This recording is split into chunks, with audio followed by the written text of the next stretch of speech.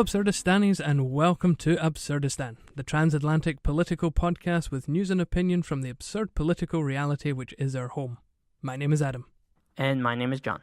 This week we're taking a break from our summer series to bring you, well, a regular episode. So this week we'll be looking at this month in Brexit, as well as the recent Putin-Trump summit in Helsinki. We'll be taking a look at the details there. We'll also be bringing you stuff to look out for in the weeks to come. But John, first, how are you? This is kind of weird because I'm actually in the United States. Yeah, you're in the United States, but we're still separated, so there's still a small piece of my heart missing. I'm in the lovely South. Which has been very humid and very hot recently. I have to be honest with you. We haven't recorded a new episode in, 4 weeks now? Because we've had 3 weeks of the summer series. And in that intervening period, I've allowed myself to blissfully drift away from the daily news cycle. You know what? So have I. And you're right, it's been blissful. It's been a lovely, relaxing period in which I haven't felt stressed. I haven't felt anxious. It's been quite nice. Yeah, and I've been enjoying my time as well. I've actually, you might find this funny, but I have been fleshing out a story that has been kind of floating around in my mind for years that I've been kind of wanting to put to paper and write. So I've been writing fiction. Oh, right. Yeah, it's been fun, and I've gotten about I'd say probably about the first chapter done. I don't know if it's going to be worthwhile or anything, but it's been a hell of a lot better than reading the news every day and staying up on reality. Well, I didn't know that you had such writing talents in you. I certainly couldn't take a chance of writing fiction, although some of the stories that we've been reading to actually catch up with the news section of our podcast seem a little bit stranger than fiction sometimes, but I've essentially just been taking the news and changing the names.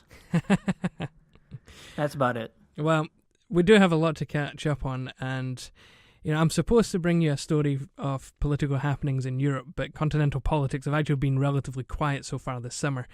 Spain just recently lifted the extradition requests that they had on the Catalan exiles. These are politicians who had fled to other parts of Europe. It also included Carles Puigdemont, who's now heading back to Belgium to continue his political agitation. France's golden boy Macron is in hot water again after video of his deputy chief of staff donned a police helmet, walked into a protest and beat the living hell out of 2 protesters. And the European far right seems to be giving the cold shoulder to Steve Bannon, but it sounds way more interesting than what it actually is. So, with the continent plodding along into its summer recess, its island neighbour in any other year would be joining in, but Brexit is looming large in its dominating political news. And it's just taken over everything. It's taken over the government, the news cycle, the joy of life. It really is just killing everything. So unfortunately, because it's big news, I feel as if we need to go back to Brexit again on the podcast to update everyone. Now, and it is worth getting into the nitty-gritty details of, because if you're interested in politics in the way that we are, we just like the nitty-gritty details and the play of political narrative over time. And this month has just been really good and really exciting for that type of narrative. To me, it kind of seems like Theresa May just doesn't know what she's doing. Chapter 4, the continuation of not knowing what the hell she's doing. From an outsider's perspective, it seems like her position has changed several times. When the election first happened, when she called the snap general election, she was talking about a hard Brexit. And, Brexit is Brexit, whatever that meant. And they needed a strong and stable government to go through these negotiations.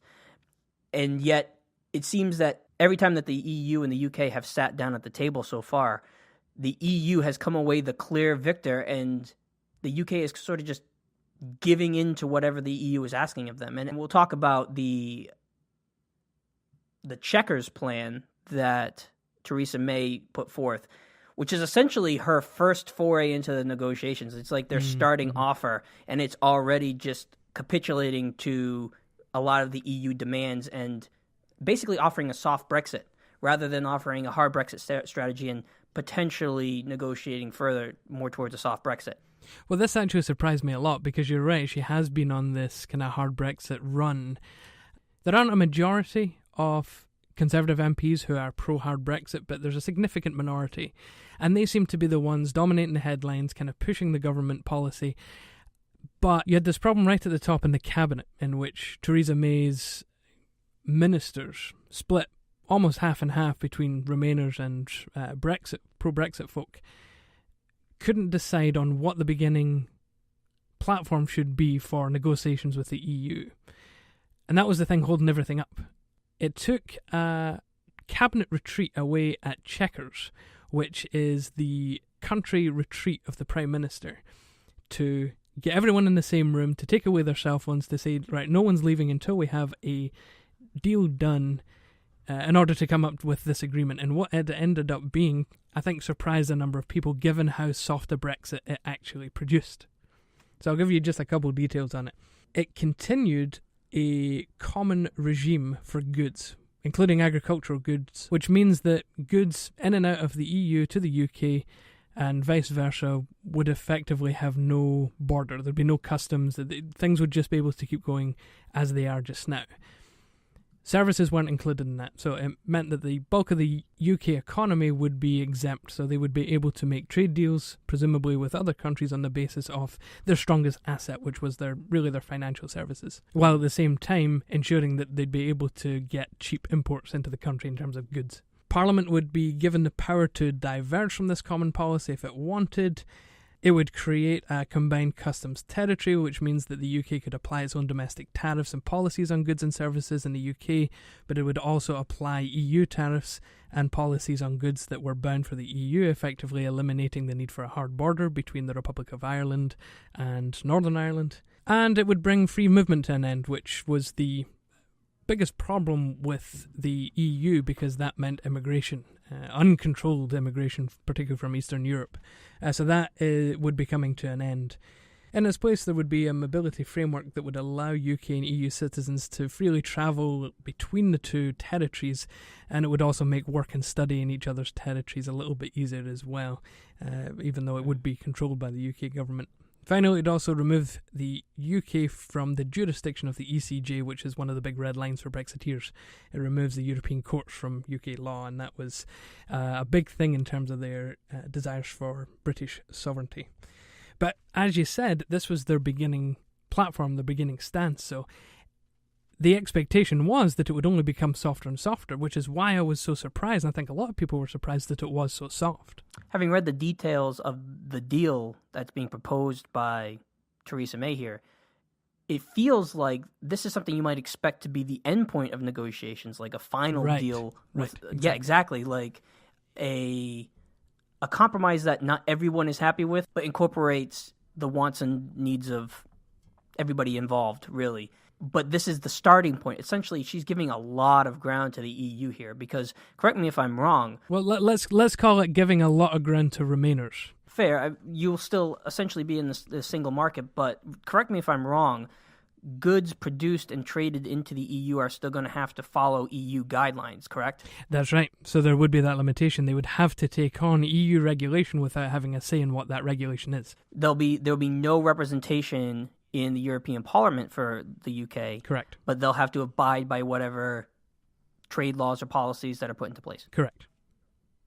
For goods in particular. That's a terrible deal. Yes. But there are countries that follow all of EU law without having a say. Norway is one of them. Iceland is another to an extent. So they maintain control over the industries that are particularly important to them. So in Iceland, for instance, fish. Like Iceland does not want to give away jurisdiction over its fishing rights to the EU, but is perfectly willing to follow every other regulation that the EU has. It just doesn't have a say at the table. Yeah, see, the thing is, no offense, but those other countries aren't the UK. If you understand what I'm saying. Like, the UK seems to be a larger player on the world stage than those other countries. That is fair. So you think it'd be a big step down for a major world power? I think it would be a big step down for the UK's influence abroad. One of the biggest problems with the EU, one of the sticking points of the Leave campaign was essentially you had this unaccountable organization in Brussels that was handing down these regulations that the UK had to follow, and it's essentially giving up the UK's sovereignty in a lot of ways. And this does it even more so because the UK will now lack the ability to even affect the policies that it has to abide by. On specific things, but that would be the case in any trade deal. Well, if you want a trade deal with another country, you agree to follow the regulations set down within the trade agreement. So, for instance, if you're making a trade deal with New Zealand and you agree on regulation for meat and milk, then, if you want that relationship to continue, you have to abide by that regulation. So countries are always signing themselves up to different types of regulations over which they don't have control after the trade agreement is in place. I guess you could undo it, but this would also allow... renegotiate. Well, right, and this would also allow the UK Parliament to renegotiate or to stop policy alignment at any point. Right, but this is a negotiation to leave the EU. It's not necessarily a new trade agreement negotiation, correct? Well, it is more the new relationship, so it is actually more like a new trade relationship. The withdrawal is like the amount of money that is owed by the UK to the EU. It's protection of citizens living in each other's territories. It's not to do with any future trade. Anything that is, quote unquote, to deal with the future, that is effectively what the new trade/relationship bill will look like. So what you're saying is that the UK, as of now, will have a say in the negotiation. So the rules that it will have to abide by in this new trade agreement. But correct me if I'm wrong, once this trade agreement is in place, the EU makes any changes to their policy or their laws regarding their products, the UK will not have a say in those changes. They won't have a say in the changes, but they will be able to say, well, right, we're breaking the agreement and we'll need to look for something else. So they do have an out. They're not stuck. And Parliament would be sovereign to make those choices. Correct. What Parliament wouldn't be able to do, and this would be the case in a kind of a bilateral trade agreement, for instance, is that they wouldn't be able to influence what changes happen. They would only be able to say, yes, we'll continue to be a part of it, or no, we want to leave it. So while the UK definitely has an out there, that definitely does cede a lot of power to the EU. Of course, and goods in particular. Because essentially, the EU could decide to make certain changes, and if it's a large enough piece of the British economy, they're not just going to be able to willy-nilly leave the agreement. They're going to kind of have to go along with it until they have something better in place. That's probably true, yeah. And then I thought this was interesting. I actually wanted to get your thoughts on it, where President Trump is quoted as saying, there's some dispute over whether or not he actually said this, that he told Theresa May if she didn't go for a hard Brexit, then it was going to be harder for them to have trade negotiations with the United States. Yes, this was during Trump's visit around, I think the comments were made on July 12th, and it was if the Chequers Agreement was to go through, that because the UK didn't have the full power over its own economic levers, then the US might as well just bypass the UK altogether and make a deal with the EU, because then they'll still have access to British goods. At first, I thought this was just some ridiculous posturing by Trump, almost trying to bully Theresa May into doing things, like it seems to be his foreign policy. But really, pragmatically, that makes sense. Yes. Why would you negotiate with a smaller country that doesn't have control over its own production of its goods when you could go to the single market of the EU and negotiate with a larger bloc and have a much more lucrative agreement? That's right. It seems like, especially with Trump's focus on trade deficits, you definitely think there would be a better deal waiting for the United States with the EU than there would be with the UK, because the UK isn't going to be necessarily in the position to be an equal trading partner with the United States at this time. It's a good point. I can't actually fault Trump on saying such things. The only thing I can fault him on really is to say something as hardline on a foreign visit and then immediately walk it back a day later. Well, as we'll talk about later, he tends to do that. Yes, does that a lot. He does. July has been an interesting month for other reasons, all to do with Brexit. After the Chequers Agreement was put out, hailing cabinet unity, 2 cabinet members almost immediately resigned. So, David Davis, the Brexit Secretary himself, and Boris Johnson, the Foreign Secretary, both resigned their positions within the cabinet. Now, I was having a very good day on this day, and I just remember thinking, you know what would make this day better?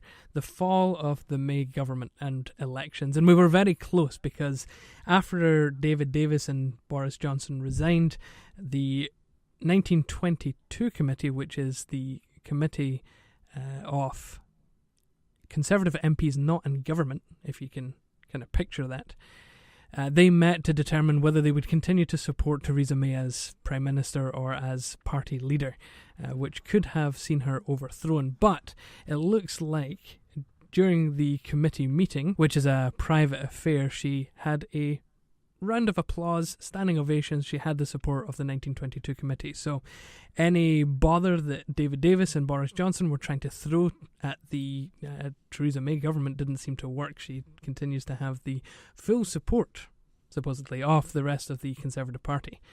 And Theresa May, I mean, the fact that she's still in post amazes me, because she has faced so many different problems, so many different votes that could have seen the end of her government, and yet she continues to limp on. I think the specter of a Jeremy Corbyn prime ministership as well has helped at least keep the Conservative Party in line enough to ensure that May stays in power. I think that's true.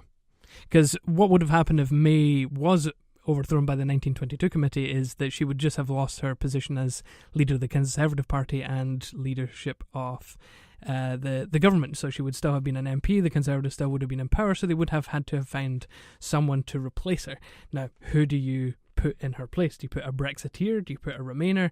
Either one is going to cause division, so where is that middle line? Is there anyone else like Theresa May? And I think actually the answer is no. I don't think there's anyone else like her. I think almost everyone else is too extreme on one side or the other to actually lead a united front. Yeah, you don't want that to happen. You'd end up with like a Jacob Rees-Mogg or something. Well, and then exactly, or the other side is like a Philip Hammond, who's you would hope would lead the country well as the current chancellor of the Exchequer, but at the same time he would lose the support of 40 Brexit MPs and possibly political legitimacy in general, considering that he was a Remainer and the country voted to leave. So the likelihood would have been early elections. Labour are currently leading in the polls. It's not something that the Conservatives want to do. And the Conservatives have been consistently losing ground to Labour, even though Jeremy Corbyn is not doing a fantastic job. He's not leading the Labour Party. He's actually kind of embarrassing. Well, and particularly, the Labour Party are supposed to be the opposition. A lot of the supporters that support the Labour Party, particularly from the young urban elite, are pro-Remain. But Jeremy Corbyn is a pro-Brexiter. He's pro-Brexit himself.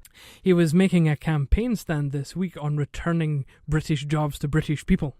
Very much an almost anti-immigrant position to have, very much emphasising a post-Brexit Britain for British people. So it's, if you believe in the idea of kind of make Britain great again, or, Britain for British people, then, that might sound kind of foreign or difficult to hear, but the idea that your supposed opposition party is fully in line with the government on this type of policy just doesn't seem to make sense.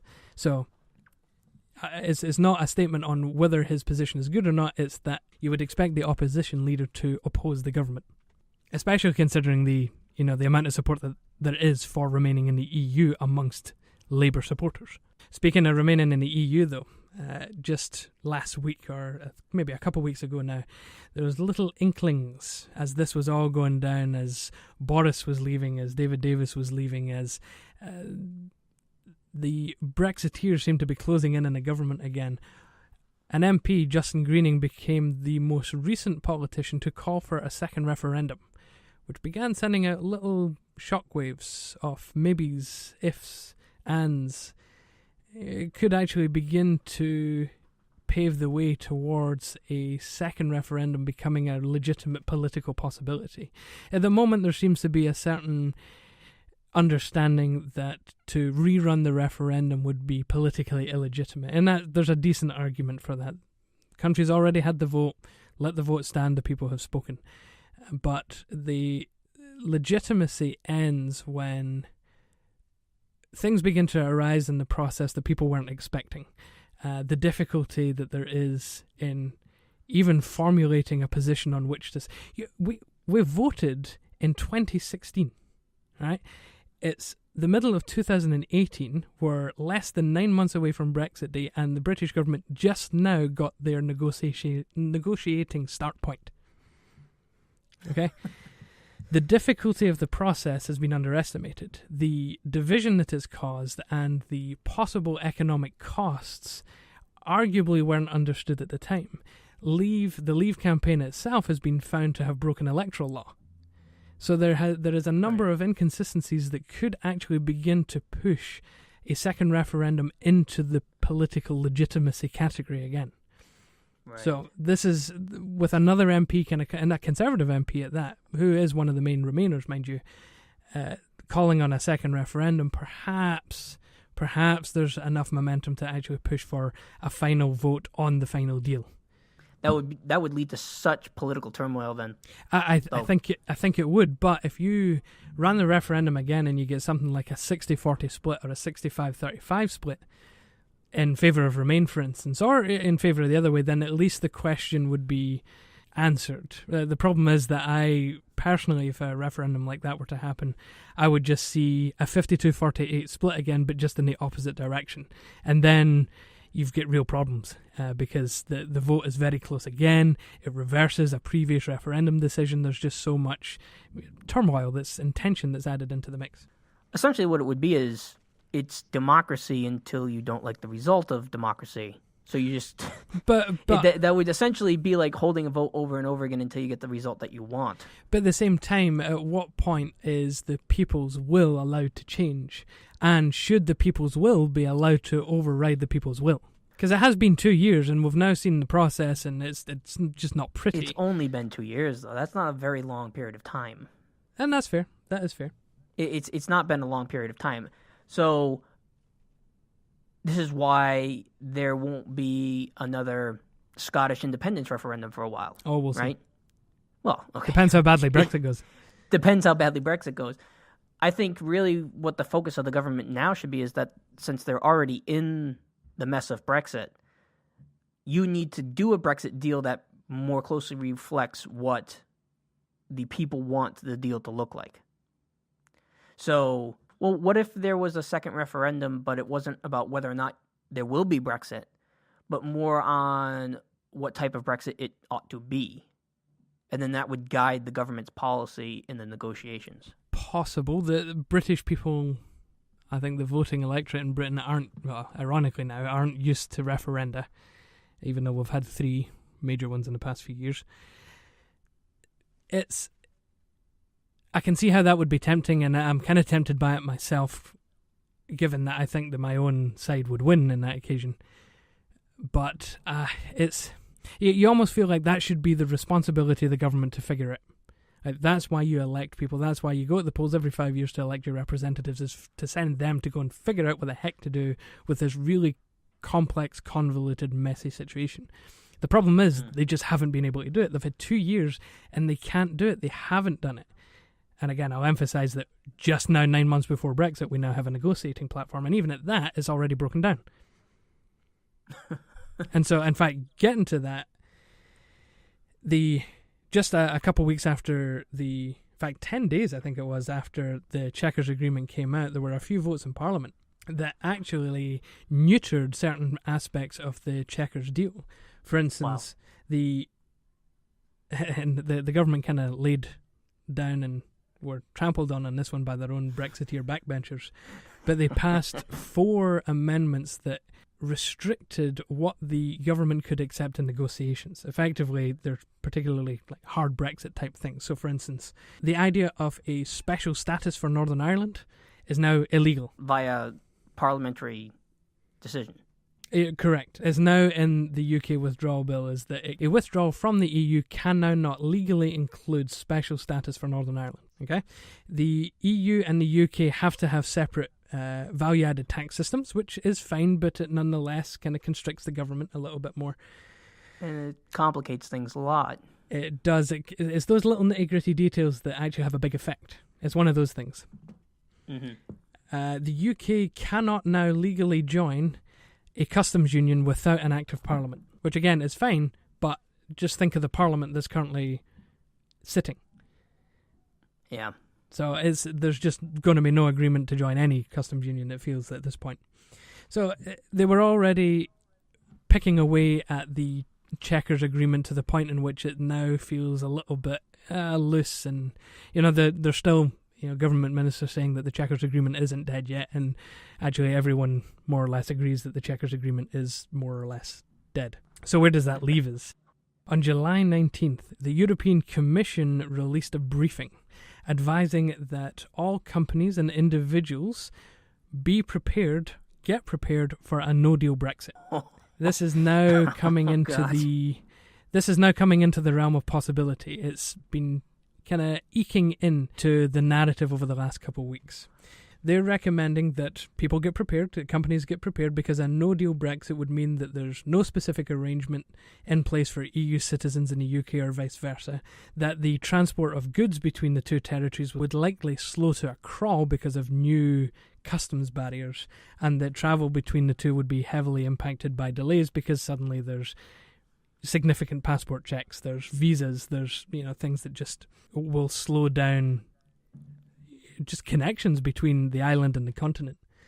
So the EU certainly isn't taking the idea of a no-deal Brexit lightly. They're getting prepared for the idea. They've been kind of releasing warnings periodically over the last year or so, but this was like the first significant briefing that came out saying, no, actually, listen, you need to be prepared just in case there's a no Brexit coming up. And you should be. I mean, it's 9 months until the date of Brexit, correct? Yeah, it's March 29th, 2019. And if that date lapses with no deal, it's just a clean break. It's a clean break, reversion to WTO rules on trade, no agreement whatsoever on what travel would look like between the two. And that's actually quite significant because it literally means that, or it potentially means that aircraft can't travel between the two territories. There would be border checks, there would be customs checks, there would be everything. Wow. It's not just the EU preparing for this, it looks this week as if the UK is preparing for this, and this is almost dystopic. So May is taking the reins over the Brexit negotiations. David Davis was, obviously he resigned, he was replaced by Dominic Raab, who's an MP, Conservative MP and a strong Brexit man himself, but he'll be deputising to the PM. The Prime Minister is taking control. She's the one that's now the point person for negotiations. But this week the government has admitted that either it or organisations or companies at its insistence have begun stockpiling food, medicine and medical equipment, which just, shines a bright, happy, cheery joy light onto the situation. In a Channel 5 interview, May said that it was the action of good, responsible government to prepare for any eventuality. Fortunately, it doesn't actually ease any fears that a no-deal Brexit is possible, because obviously it says that, we're actually preparing for such an eventuality just in case. The new Brexit Secretary, Dominic Raab, has promised that there will be adequate food. And of course he's referring to the food supplies themselves and not the quality of British cuisine, which is passably adequate. Better than starving. It's better than starving. But if you were to read some of the reports about, the Guardian did a little bit of research into what the government's planning in terms of its no-deal Brexit. So it's almost apocalyptic in some of the way that the Guardian puts across. But nonetheless, they seem to be citing government sources. So transport officials are apparently considering turning one of the main highways in the UK in Kent into a truck park for the 10,000 or so lorries that will need to travel to France every day but will now need customs checks. There's supposedly suggestions that the Ministry of Defence is preparing to use RAF jets to transport food supplies across the country, and this week Amazon UK warned that there could be civil unrest within weeks of a no-deal exit. So this is kind of like the dystopic ends of a possible no-deal Brexit. It just goes to show what difficulties will arise in the event of a no-deal Brexit. So it kind of puts pressure on both the EU and the UK to get a deal. And that's still not happening yet. It's the UK, Theresa May made a speech this week saying the EU needs to get serious on Brexit negotiations. So what have you been doing for the past 2 years?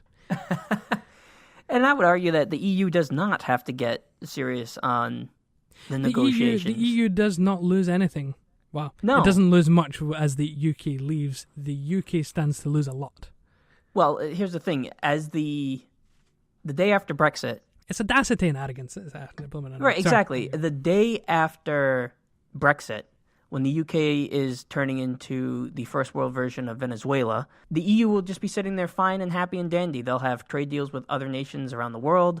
They're not going to have to worry about commandeering military planes to transport food to their citizens. The EU really doesn't stand to lose all that much out of this negotiation. The UK is the party that stands to lose a lot. I mean, I understand that Theresa has to put her strongest foot forward here and try to get the best deal that she can, but at the same time, she's got to realize that she has no legitimate leverage in this situation, especially now that Trump has come out and essentially thrown his support behind a no-deal Brexit. But she's got to know that that's not a feasible situation. So you're left with two options. Either you capitulate and go for a softer Brexit and then alienate the United States and potential trade deals with the United States, which was one of the biggest selling points on Brexit, that you would be able to do bilateral trade agreements with the largest economy in the world. And now our president is saying that's not going to be an option. Right. Or you could go hard Brexit and turn your country into essentially a dystopian wasteland. if you're to read The Guardian. Essentially what I could see it being is a very deep recession, something that's very difficult to overcome. But I don't think that it would get to the level of dystopian nightmare that The Guardian is trying to say it would. Right, so Rab has admitted this week as well. In fact, I think just yesterday as he was being quizzed by MPs that it would be difficult to begin with, but that he is optimistic in the long term. It's like, well, how long is the short term? And how bad does it get in the short term? Which actually leads me to a reasonably good question, I thought, is that he said that he doesn't want to wallow in pessimism regarding Brexit. How much does he have to say that versus how true is it? All right. So it's obviously the government, and Theresa May did this in her Channel 5 interview as well, they need to put their best foot forward. In the same way that the Prime Minister or the Chancellor of the Exchequer doesn't comment about Bank of England issues because it could legitimately affect the value of the currency, how much does a politician have to say specific things in order to maintain, not just maintain face, but also to ensure that their negotiating position is strong?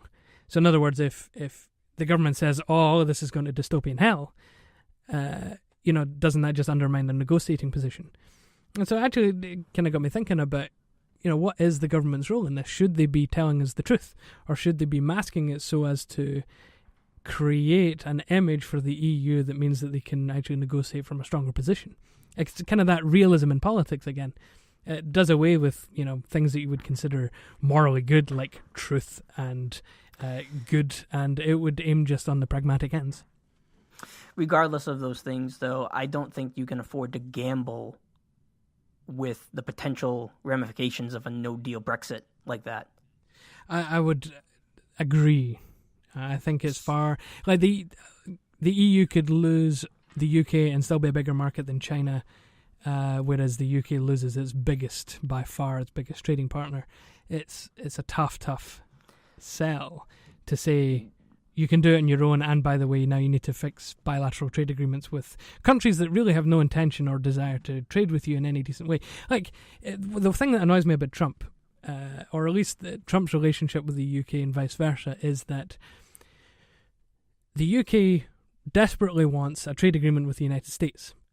There's a man in office in the United States who, arguably rightly, wants the best deal for his country, to the point in which he's willing to bully people or bully his opposition into taking a lesser deal for them. Because you're right, this is Trump's foreign policy. He bullies people into a position in which then the US is the dominant partner in the agreement.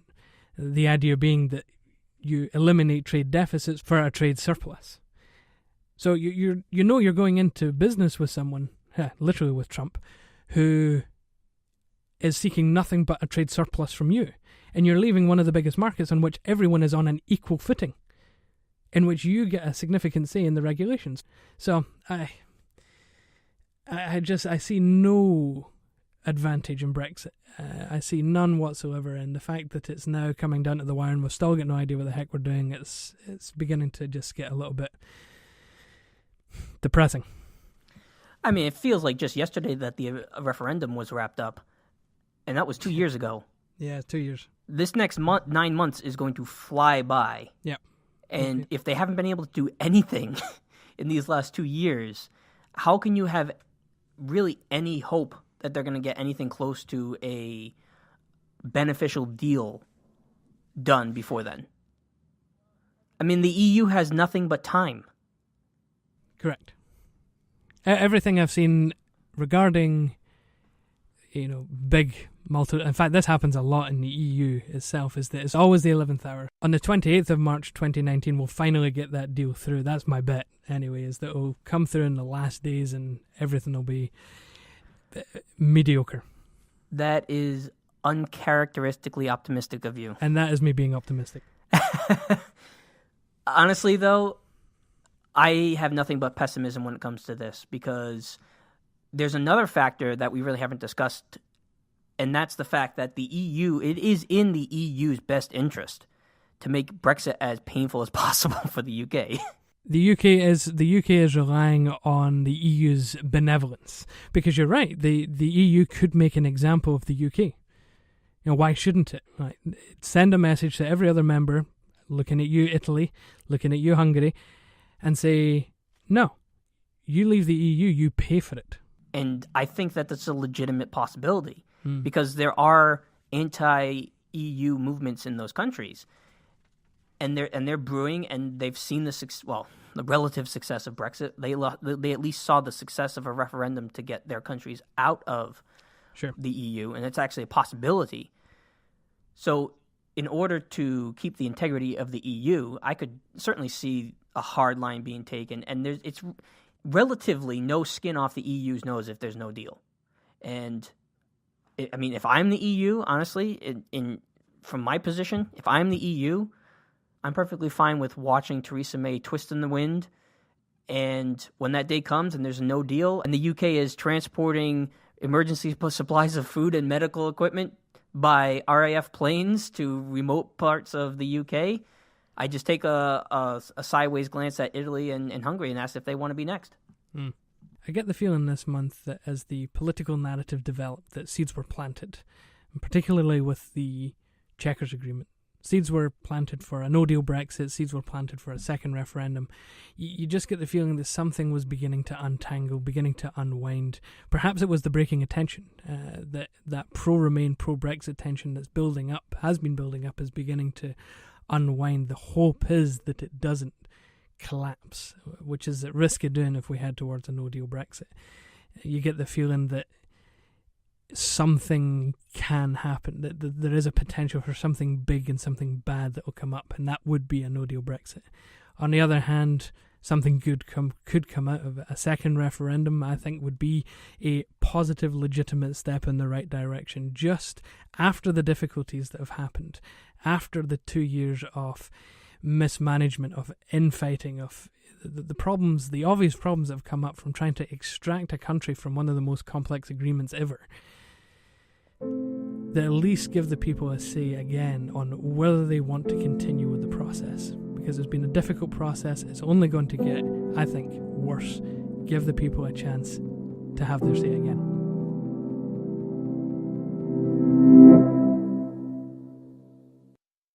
On the 16th of this month, the long-awaited summit between Vladimir Putin, the president of Russia, and Donald Trump, president of the United States, took place. Too much fanfare? Too much interest? Too much intrigue? John, what happened? Honestly, not much. I'm kind of confused by all of the outrage and fanfare around this event. Well, it's only the two most powerful people in the world, supposedly, with all, again, talking about political narrative. You've got a potential sitting US president who might be in cahoots with the Russian Federation. Honestly, I think a lot of that is overblown. I don't think a whole lot of substance came out of the summit at all. I think that there was a lot of outrage, obviously, around Trump's misstatements, he would say. His saying that he doesn't see why it would have been Russia that interfered in the election, and then the next day or whatever coming out and saying he doesn't see why it wouldn't be Russia. So, again, making these outlandish statements on the international stage and then walking them back soon thereafter. He also talked about maybe not trusting the American intelligence agencies as much as the intelligence in Russia, which is a foolish statement, but he also walked that back. So it's hard to really pin down exactly what he thinks on these things. It's almost impossible to pin down exactly how Trump thinks about anything, because he can talk circles around an issue and never give you a solid policy position. But I think that's why it's so inflammatory in a sense, is because to say, I believe our intelligence agencies should not be a difficult thing for a US president to say, no matter how many, circles he can walk around an issue. To be able to say there was interference from the Russian government in the last election shouldn't be difficult for a sitting president to say, given the amount of intelligence that's coming from the US intelligence services. Like these aren't things that you should easily be. It's like coming out and saying, well, I'm not entirely sure that water's wet. More like, I'm not so sure that there are WMDs in Iraq. I'm just saying that our intelligence agencies don't necessarily have the best track record.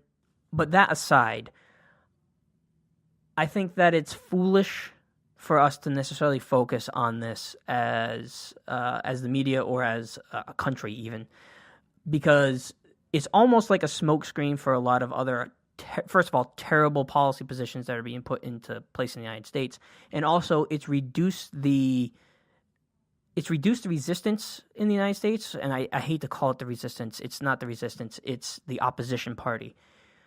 It's reduced the opposition party to just essentially screeching about Russian interference, when really what do we know? We know so far through the Mueller investigation, there's been no peeps or any leaks whatsoever suggesting that there was Russian collusion with the Trump administration. There were indictments recently of 12 Russian individuals who hacked, wait for it, the DNC. And what did they reveal? The corruption within the DNC. If that indirectly helped Trump, fine. But here's the thing. It doesn't address the poverty of the policy positions that the opposition, so-called, is putting against Trump. It's really boiled down to, well, Trump is illegitimate because of election interference. I don't buy that argument for a second. That would be like saying that the government in Germany is illegitimate because of the United States interference. I mean, we're no stranger to interfering in other people's elections. Yeah, I wouldn't say that that's the main argument, though. I would say that it's the biggest problem is, regardless of whether it helped Trump or not, there is likely Russian interference, or has likely been Russian interference, and Trump refuses to accept or agree or, essentially do anything about it. And so it's not whether I wouldn't question Trump's legitimacy. I don't think Russian interference would have had that big an effect. I do question, though, why the heck is he not, backing his intelligence services as the head of the intelligence services? I almost wouldn't expect Trump to, given his inflammatory rhetoric against the media and anything that goes against him as fake news. I just think it's not in his nature to accept anything that goes against him personally. Anything which is a great characteristic for a president. And I'm not saying he's a great president. I don't like Trump. I don't agree with him on almost any policies, but I'll give him credit where credit's due. And I think that it's majorly overblown, this idea that there is some sort of collusion between the United States and Russia, or at least even Trump and Russia. Because if you really take a look at the facts, the Trump administration leveled some of the toughest and strictest sanctions in decades on some Russian oligarchs, actually regarding some hacking that was done during the election. They didn't lift the Crimea sanctions, which there was some talks that maybe they would because of, remember Michael Flynn had been talking with Russia, or a Russian diplomat, talking about maybe that the sanctions would be lifted. Those were never lifted. We have the Trump administration sought to increase the budget for the European Deterrence Initiative, which it's a military effort to combat Russian aggression in Europe. They wanted to add $1.4 billion to the budget for this organization. And that's a 41% increase from the last year of the Obama administration. So that's a large budget increase for something that is trying to deter Russian influence in Europe, which doesn't seem like something that would be done if there was some sort of agreement behind the scenes between Trump and Vladimir Putin, and they were somehow friends and chums. The policy positions of the United States and the actions that we've taken seem to be against Russia, regardless of what Trump's rhetoric is, and that's a hallmark of the Trump presidency. His rhetoric often doesn't match his policy positions. So, for instance, as well, we supplied lethal weapons to the Ukraine, which Russia would almost see as a direct aggression Obama wouldn't even do that, and Trump did. We've allowed more leeway for troops to engage with Russians in Syria, and this has led to hundreds of Russian casualties in Syria. We've taken a stronger position on Syria. Trump has bombed Syria, including an air base where there were Russian planes. So it's hard for me to look at the policy positions of the Trump administration. And let's not forget either, after, After the poisonings in the UK, the Trump administration expelled 61 Russian diplomats from the United States. So it's not as though there haven't been pushes against Russia or that we've just been capitulating to Russia in every way, shape, or form. You can make more of an argument that the United States, or Trump in particular, is a puppet of Benjamin Netanyahu than you could that he's a puppet of Putin, I think. Mm-hmm. That's very interesting, but why then are we not seeing Trump explicitly making these arguments himself? Whenever he is on Twitter, whenever he is making statements, whenever he is literally sharing a platform with Vladimir Putin, you see him making statements that would align himself more with a pro-Russian view of the world. I don't know. My suspicion would be that, and I don't want to attribute this much foresight or intelligence to Trump by any stretch of the imagination, but it could be an attempt to push the narrative of the media more towards a Russian conspiracy rather than focusing on policy positions that are taking place in the United States, things that are actually being done in the United States that are harmful, where it seems that, or even maybe to divert the attention, and we'll talk about this in my Look Ahead segment, but divert the attention to things that I think are more legitimate to attack the president for, such as his emoluments clause lawsuit or his financial entanglements. I think it would be a much easier and more legitimate way to challenge the Trump presidency if you go after his financial engagements and the financial corruption that's going on and that's rampant within the administration. Focusing on that rather than Russia, I think that there's just been this almost inverted hysteria where you used to have the Red Scare on the side of the right has now kind of just become almost exclusively a left-leaning thing. I don't think that Trump is a traitor or treasonous or colluding with the Russian government to undermine the United States' interests abroad. I just don't think that's the case. But I don't think it's outside the realm of possibility for him to be using this hysteria and this story to divert attention from other things that potentially could be more of a problem for him, legally speaking. I mean, put it this way: we've gotten a lot of leaks out of the Russian investigation from Mueller. We've had indictments against Paul Manafort and several other campaign heads or workers for the Trump campaign. None of these have been for collusion with Russia. These have all been for corruption. In fact, they got Michael Flynn not on. It wasn't collusion with Russia, but I think it was collusion with Turkey, which is exactly the opposite of what you'd expect if you're in the pocket of Russia, because Erdogan and Putin hate each other. So you've seen all of these indictments, everything substantive that's come out of the Mueller investigation so far has been either one, hacks of the DNC, which whether you want to say that helped Trump or not, Hillary Clinton was still an incredibly flawed candidate, and I think that wouldn't have affected her chances of winning whatsoever. Or they've either been financial in nature, financial corruption. They haven't been related to, this corruption with or this collusion with Russia. In fact, the Mueller investigation literally had to expand their circle of what they were sort of looking at from specifically the Russian interference to financial corruption. And that's where we started seeing all these indictments come down. I just think that there would be more smoke coming from the investigation after, what has it been, a year and a half, 2 years almost that this investigation has been going on. There would be a hell of a lot more smoke regarding Russian collusion if there was actually legitimate cause to think that it happened. Or that it happened enough to an extent that it would warrant an indictment of the president or anything like that. I mean, I could be wrong, but let's wait and see what comes out of the investigation.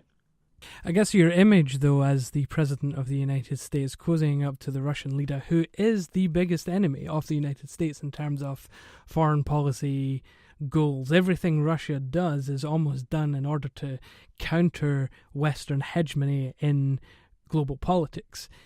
So for the US President to be cozying up to effectively the biggest threat to Western domination of global politics, and simultaneously stepping on allies, threatening allies, calling the European Union a foe, stepping up trade wars, tariffs against Canada, the EU, as well as with China, and then never having a word of criticism, or rarely having a word of criticism for Vladimir Putin or Russia. It just does not send good signals. And you're right. The only thing I can think of as well is that kind of conspiracy theory idea of, well, he's distracting us all and taking attention away from things that should actually be considered or taken a look at. But I don't buy into conspiracy theories. So what I'm left with is a Trump presidency who's particularly pro-Russian at a time when Russia is the biggest threat to US interests. Either he's an idiot or he has legitimate sympathies for the Russian cause. I just think that if there were legitimate sympathies there, then you would see more in the form of policy taking place.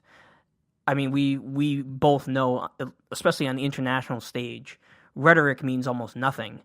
And so I think that I'm not necessarily as concerned about the rhetoric that Trump has about Russia, but I would be more concerned if the actual policies that were being put in place were advancing Russian causes around the world, which they're, I think, demonstrably not. I mean, and don't get me wrong, I definitely think that Trump has sympathies for the style of leadership maybe that President Putin has. I mean, he's spoken glowingly of the leadership style of Kim Jong-un. He's definitely more in the mold of that law and order, authoritarian sort of individual, which is not what you want in a U.S. president. Certainly not. But at the same time, I just don't think that there's enough there for us to have so much hysteria regarding this Russian thing. I think that it is legitimately, there's fatigue, I think, of the American people about this situation. I think that the Mueller investigation is a good thing. I'm not trying to say that this is, of a waste of time or anything like that. I think that if there is legitimate collusion that's being done or, what have you, it will be found by Mueller. He's an excellent investigator. But at the same time, I think the Democratic Party and the opposition, I would say, is going about this entirely the wrong way. They're not focusing on the policy differences that differentiate them from the president and how they could do better. Instead, they're almost singularly attacking him as almost illegitimate constantly. And I think there's a fatigue there, and there's no showing you why you're a better alternative, especially when, what we have seen from Russian hacking is that the Democratic Party is not really necessarily on the up and up either. So I think if there was a stronger emphasis on left-wing populist policies, you'd position yourself in a stronger way before the midterm elections, rather than focusing on the Russia stuff. Because essentially, at some point, when all this is Russia on the 24-hour news networks, it just becomes white noise at some point.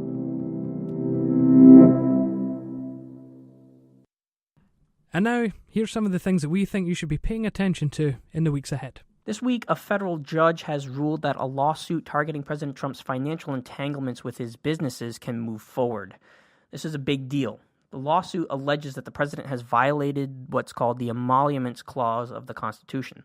This phrase in the Constitution prohibits any federal official from taking payments from foreign governments. President Trump, while he doesn't necessarily operate his businesses, can still withdraw funds from his hotel businesses, and he still makes money off of these businesses. This presents a problem particularly for his Washington, D.C. hotel, which has been rented out and services been offered to and paid for by embassies and emissaries from several countries, often at exorbitant rates. The lawsuit alleges that the president's business entanglements violate the Constitution.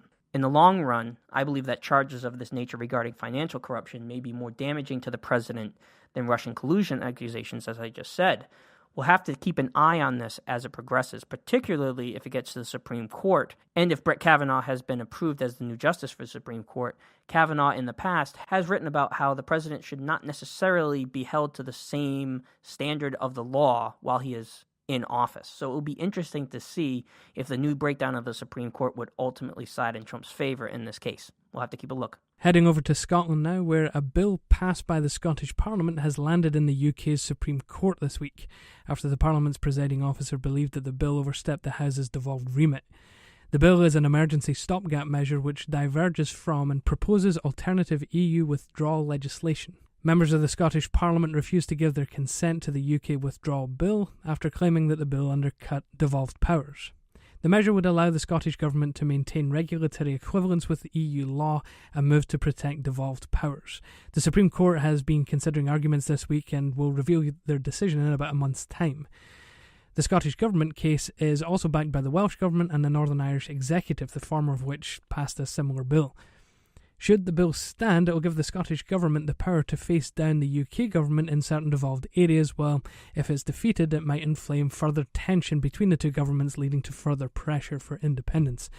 It's a little bit niche, but it's worth a watch. Continuing on in the United States, the Trump administration has announced that it will be providing $12 billion of emergency aid relief to farmers to offset the effects of tariffs imposed on U.S. agricultural exports. These tariffs come from the European Union, China, Mexico, and Canada in response to the escalating trade war that the president is championing. It's likely that this move is an attempt by the president to reassure his voting base that the administration will do what they can to support farmers throughout this trade war. Unfortunately, it seems that Trump supporters are disproportionately affected by his trade policy. This also seems to indicate that the Trump administration is preparing to double down on their trade policy and that the current trade conflict will only escalate from here on. This is definitely something to watch. Finally, we head to Africa, where we don't spend enough time at all, but this Monday, July 30th, is a significant day in Zimbabwean history, as for the first time since 1987, Robert Mugabe will not be running for president. The deposed dictator was overthrown in a coup in November last year, ending an almost 30-year reign. His successor, an estranged former Vice President Emerson Mnangagwa, has been ruling in his stead since Mugabe's descent from power. Normally we wouldn't be concerned with Zimbabwean elections, as they are the hallmark of sham elections designed to give legitimacy to ruling dictators, but these elections have been billed as the first free and fair elections in a generation. Mnangagwa himself is running for election as the leader of ZANU-PF, the party of Mugabe, and he faces Nelson Chamisa, leader of the Movement for Democratic Change. Many still support the old party as the Party of Liberation, but almost 40 years from independence, a new generation of freeborns are seeking modernisation after a lifetime of often backwards Mugabe rule. African politics are not well known for their free and fair elections, and many Zimbabweans are sceptical of the credibility of Monday's elections. But electoral inconsistencies, while already appearing, have been dealt with this time by the Zimbabwe Electoral Commission, something that wouldn't have happened in the past. They're removing ghost voters and duplicate voters.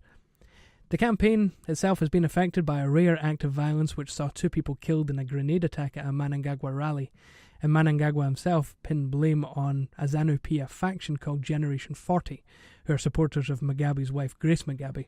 She was widely believed to succeed her husband before the November coup. Undeterred, voters will head to the polls this Monday, in just a few days. With 2 polls pointing to a close win for the current president, we will be holding our breath and hope that democratic legitimacy will return to Zimbabwe. And that itself is worth a watch. And that's it for this week. Don't forget to follow us on Twitter at Absurdistanis. We're also on YouTube as Absurdistan with an exclamation point. Be sure to check out our website, absurdistanis.com. That's absurdistanis.com. We post all our episodes to this website and also host forums for discussion so that you, as our audience, can engage with our content. Thank you for listening this week. We'll see you next week, and as always, stay informed.